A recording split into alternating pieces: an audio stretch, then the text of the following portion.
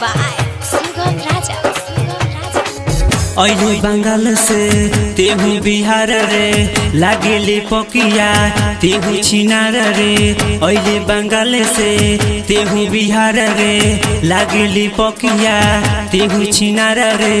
लइका होई तोरा धक धक धक धक मारी चरगा हवाला कच कच कच कच फेकी सामान तोर फच फच फच फच मारी चरगा हवाला कच कच कच कच फेकी सामान तोर फच फच फच फच। अहिले बंगाल से तेहु बिहार रे लागेली पकिया तेहु छिनार रे।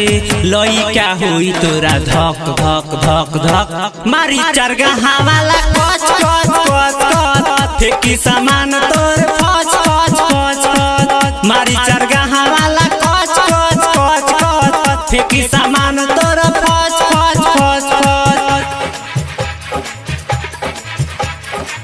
फेकी सामान तोर फच फच फच। DJ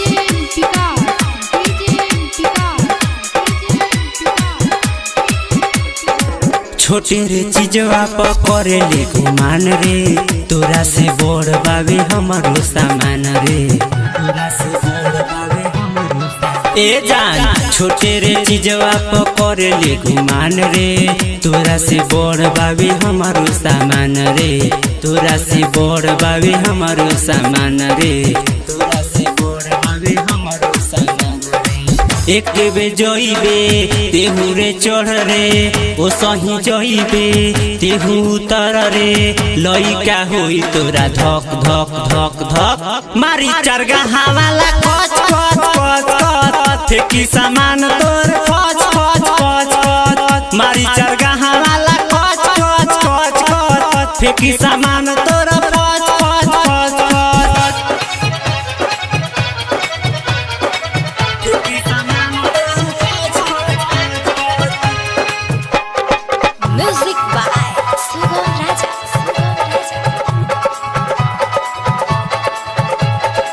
राइटर से राजा उखाड़ दी दरद आलम रे आज हो चरगा के मोरद। राइटर से राजा उखाड़ दी दरद आलम रे आज हो चरगा के मोरद। राजा हो राजू चरगा के मोरद। बाबू चरगा के मोरद।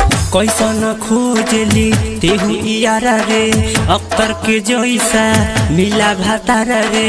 राजा यो पचियो से बच बच बच बच मारी चरगा हवाला कच कच कच कच फेकी सामान तोर फच फच फच फच मारी चरगा हवाला कच कच कच कच फेकी सामान